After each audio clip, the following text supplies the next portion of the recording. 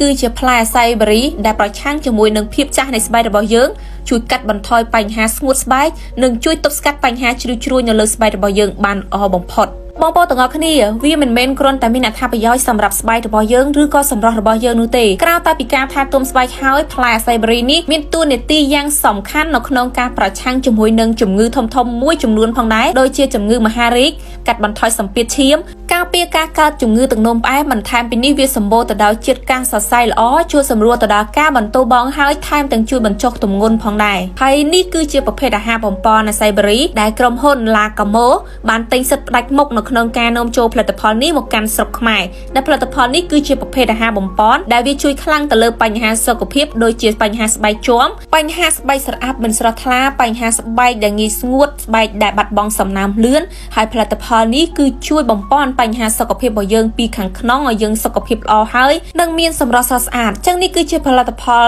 ដែលមានស្តង់ដារត្រឹមត្រូវជាជម្រើសល្អបំផុតសម្រាប់បងប្អូនទាំងអស់គ្នាដែលកំពុងតែត្រូវការផលិតផលដែលជួយទៅកាន់សុខភាពរបស់បងប្អូន